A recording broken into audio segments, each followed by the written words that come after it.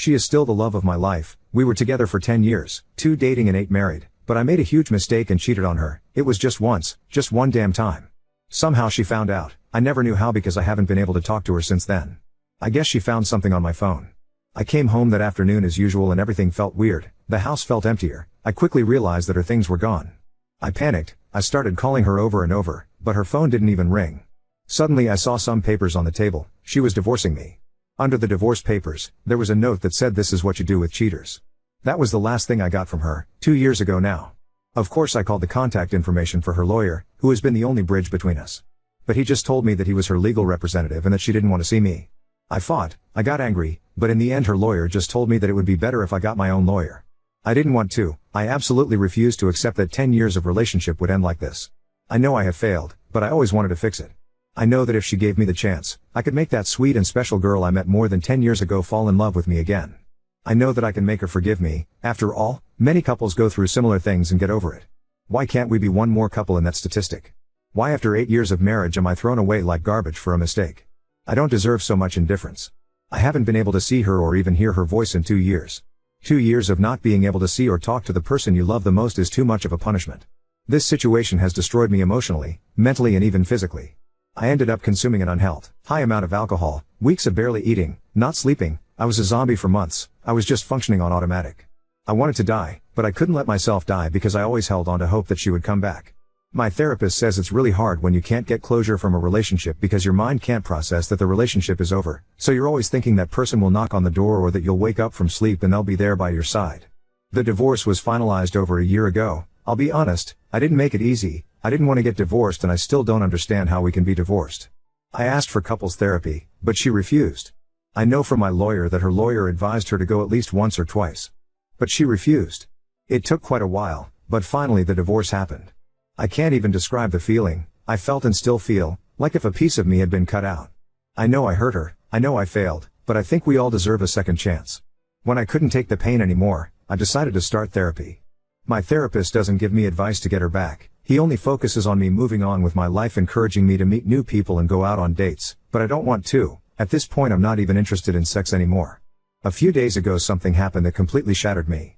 I was having a few beers with my friend at my house. Let's call him Nick. We were both pretty drunk. I started talking about my wife. And he said to me, "You should put more effort into getting over her. She's over you and is happy having a life away from you. You should do the same. You can't live in this self-pity all your life." Something in his words hit me, but not in the way he expected. He spoke with a lot of confidence that my wife is over me and is happy now. How does he know that? At this point, I got angry and started pressuring him to talk. He refused. I pressed as hard as I could. I cried. I begged him to tell me if he knew something. I needed to know something about her. Until he finally told me. His wife has been in contact with my wife for the last year. They were great friends and I remember Sabrina, my friend's wife, being very sad about losing contact with my wife. The thing is that my wife went to live in Norway, got married to a guy there and is about 7 months pregnant. I felt like dying. I literally felt like dying with this information. How could she do this to me? How could it be that while I was crying, getting drunk, missing her and wanting to die every day, she was happily on the other side of the world, getting married, fucking and getting pregnant by another guy? How could it be that she didn't have a child with me in many, many years, to the point that I thought she was infertile, but she got pregnant by this new guy so easily? Where did this guy come from? I have no answers for absolutely anything and I feel like I can't go on with my life without these answers. The only thing I can think of is that she had revenge sex with the first Norwegian guy she came across and got pregnant and decided to keep the baby. Maybe she got married because she wanted to stay in that country legally, and I guess like in most countries, getting married is a good option for that. I don't know. These thoughts are killing me. I refuse to think that she is in love with him. I need to contact her. I need to talk to her. I need to know what's going on, because she acts like our 10-year history and 8-year marriage is nothing to her. I need advice on how to act. I feel the impulse of travel to where she is and look for her, but how could I do that? I don't know what city she's in. I don't know where she lives. I don't have a number to contact her. She closed her social media. Her family is small. They don't live in the same country as me and all of them blocked me. I'm totally lost. I don't know what to do at this point. I still want her back, yes, even pregnant. I feel like if this is a nightmare and I need to wake up now. Edit. I read almost all the comments, and when I say almost all I really mean almost all. It's hard to process all the crap that's been said about me. I feel like you guys forget that you are talking to a person and not an inanimate object. I thought I might find more empathy by sharing my story here. Just 2 people feeling empathy towards me, and their comment made me feel better. I'm not looking for validation or for anyone to say that what I did is okay. I know it's not, and I have to live with that daily. I will try to respond, but of course I'll never be able to respond all the comments over here. I guess none of you know what it's like to have a broken heart and not be able to get over a person. You don't decide who you love, and you don't decide when you get over someone. It will happens when it have to. Those who doubt my story, unfortunately, is real. I would love this to be fake, but sadly it is not, and I have to live with this mess every day. Everyone assumes she's happy now. I don't know. I mean, how do you know? I haven't seen her in 2 years. I can't have any idea if she's happier or not. Being pregnant, it doesn't necessarily means happiness, and being married either. We don't really know the circumstances of this marriage.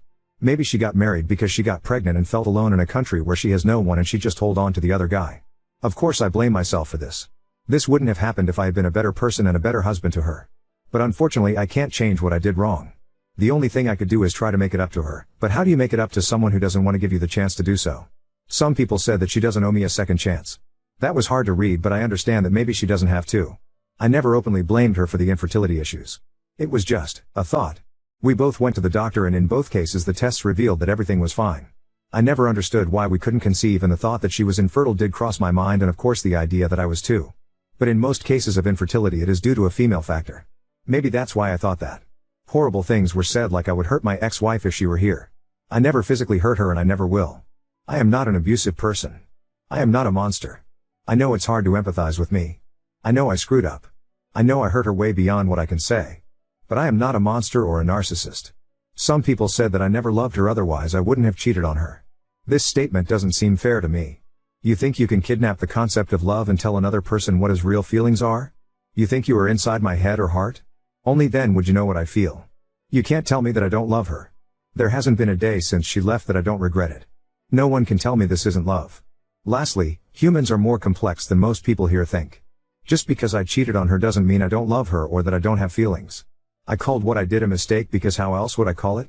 I thought part of accepting blame is accepting that was my mistake. But everyone here take those words as if I trying to twist the situation when that's not the case. You've completely twisted my words.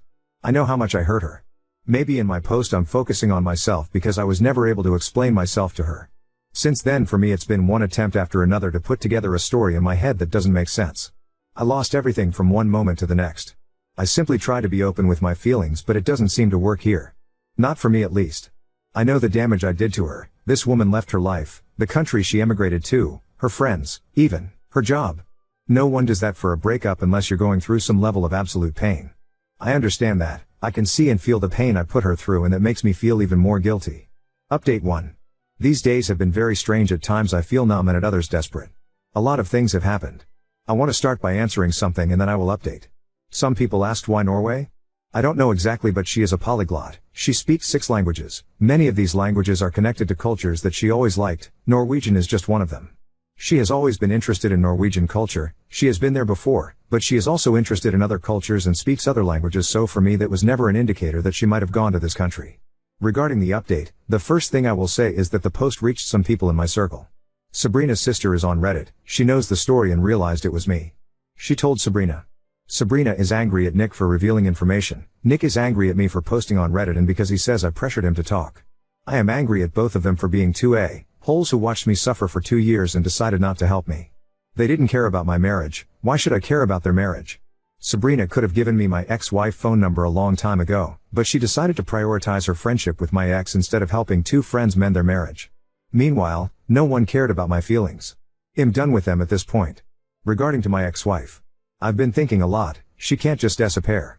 I convinced myself that if I searched hard enough I could find something related to her.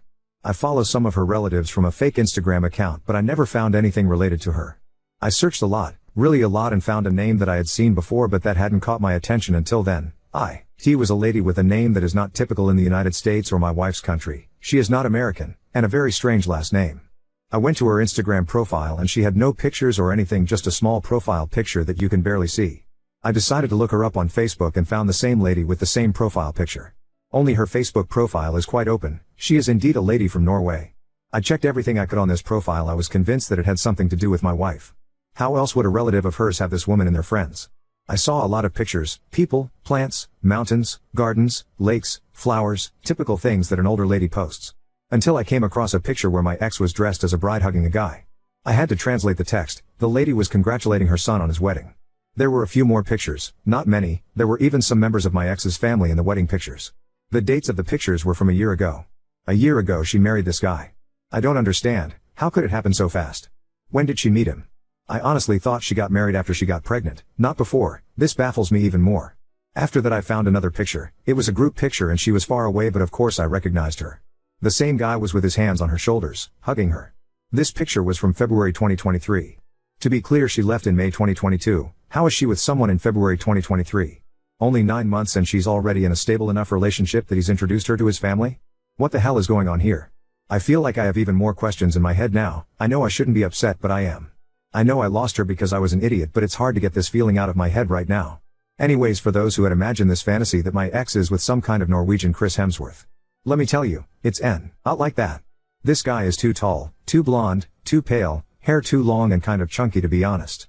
He looks more like the old cartoon of Vikings and is definitely not a Chris Hemsworth. I managed to find his FB profile, but he has almost nothing there. His profile says he's an engineer. An engineer who wears metal band t-shirts at 38. I don't know how to take this because I'm an engineer myself, just in a different field. Why would she look for a man with the same profession as me? My wife has always liked heavy metal, which I always found nasty, but I never complained. After all, your partner doesn't have to have the same musical tastes as you. I mention this because maybe that was the way they connected. She used to connect easily with people who like the same type of music. I don't know, but I honestly look at it and think, where did she get this guy from? I meant he can definitely do better than this. The pregnancy thing still messes with my head. I try not to think about it. I can't understand it. I'm not infertile like the comments suggest. I've been to the doctor and I know I'm not. But God, it kills me to think that she's going to have another man's child. I don't get it. I feel like this is beyond anything I ever imagined. And no, I'm not going to go to Norway. I'm not going to try to contact her. I still want to see her and talk to her. But I obviously can't force her to do that. I have too much to deal with right now and too much to talk about in therapy. If by any chance this post reaches my ex, I want you to know that I still love you. You know where to contact me. If by any chance this post reaches the new dude, I want you to know the only reason you have a chance with this woman is because a big idiot halfway across the world completely ruined it. You most probably met a woman who was probably very broken from her divorce. You took advantage of her situation and trapped her with a baby. You don't know how to play fair. Now on to second story. C. Stir hijacked my wedding with her pregnancy announcement after I explicitly told her no, causing a family rift, and now I'm being labeled selfish. I, F30, got married last weekend, and it was supposed to be the happiest day of my life, but drama unfolded, and now my family is split in half. I need to know if I'm the a-hole or if my reaction was justified. My younger sister, F27, let's call her Lucy, has always been the golden child of the family. She's smart, beautiful, and has always been the center of attention, whether it's her birthdays, graduations, or other significant life events. I've always felt like I was living in her shadow, but I've never said anything because, well, she's my sister, and I love her. Lucy got pregnant a couple of months ago, and while I'm genuinely happy for her, I was also relieved that my wedding day could finally be about me / for once. No one overshadowing me. No unexpected news. Just me, my partner, and our big day. A week before the wedding, Lucy called me, and during what I thought was a casual sisterly chat, she drops this bombshell. Wouldn't it be amazing if I announced my pregnancy during your reception? It would be such a surprise. She went on to explain that all of our family would be there, and she thought it would be such a special moment for everyone. I was stunned. I told her politely but firmly that I didn't think it was a good idea. I had spent months planning this day, and I wanted it to be about my husband and me, not a pregnancy announcement. Lucy said I was overreacting and being selfish. She said it wasn't a big deal, and that everyone would be so happy. I reiterated my stance, no announcement at my wedding. I thought that was the end of it. Fast forward to the reception. Everything was going beautifully. I was having the time of my life until I noticed Lucy looking a bit smug. That's when she tapped her glass for attention. My stomach dropped. In front of all our guests, she stood up and announced her pregnancy anyway. The room erupted in cheers and congratulations. I was frozen in shock. It felt like a dream. People immediately swarmed her with hugs and questions, and suddenly, my wedding was no longer about me / it was about Lucy and her baby. I was furious. My husband could see it, my bridesmaids could see it, and honestly, anyone paying attention could see I was upset. But I didn't want to cause a scene, so I left the reception early, crying in the bridal suite.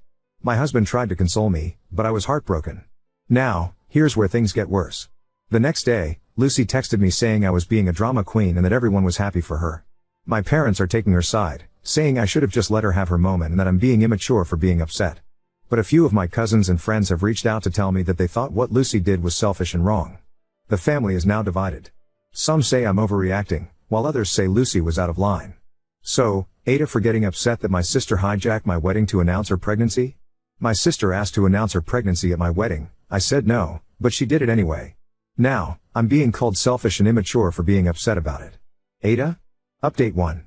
I figured I owed you all an update, especially since things have really escalated since then. So, after the wedding, I took a few days to cool down. I didn't want to respond to any of the family drama immediately because, honestly, I needed some space to process everything. But Lucy and my parents kept pushing for a resolution, insisting that I should apologize for storming out of my own wedding and for making a big deal out of nothing. I held firm, though. I told them how deeply hurt I was, how Lucy had completely disregarded my feelings and my boundaries. I tried to explain that it wasn't just about the announcement, it was about years of feeling like I always came second to her. Unsurprisingly, Lucy doubled down and kept calling me dramatic and self-centered. My parents were still on her side, repeating how everyone was happy and that I should let it go. Now, here's where things got even messier. My cousins and some extended family caught wind of what was going on. Thanks, social media, and the family divide has gotten even wider. One of my cousins actually called Lucy out publicly, saying what she did was attention-seeking and disrespectful. That led to a full-blown family argument in our group chat, with people picking sides. The weirdest part? Some family members who initially didn't say much are now telling me they've always seen Lucy as the golden child too, and they're glad someone finally spoke up. Of course, this didn't go over well with my parents. My mom told me I was tearing the family apart and that I needed to put an end to this nonsense. But I wasn't the one who made it public, and I can't control what other people say or think. What really shocked me, though, was how my dad reacted. He's usually the peacemaker, but he straight up told me that I ruined Lucy's big moment, her pregnancy announcement, and that I'm holding a grudge for no reason. That hurt more than I expected because I always thought he at least understood where I was coming from. On top of that, my parents invited Lucy and her husband over for dinner a few nights ago, but they didn't invite me. When I asked why, my mom said they didn't want any more drama. So now, not only am I dealing with the emotional fallout from the wedding, but I'm also feeling like I'm being pushed out of my own family. I've been doing a lot of reflecting, and honestly, I don't think I can keep pretending everything's okay just for the sake of keeping peace. I love my family, but I can't keep sacrificing my feelings and self-respect just to avoid conflict. My husband has been super supportive through all of this, and he's encouraged me to set clear boundaries with both my sister A and D, my parents. So, as hard as it is, I've decided to go low contact with Lucy and my parents for now. I'm not cutting them out completely, but I need space to heal and to figure out how, or if, I want to move forward with them. Some of my cousins have reached out to say they support me, and that's been a huge comfort during all of this.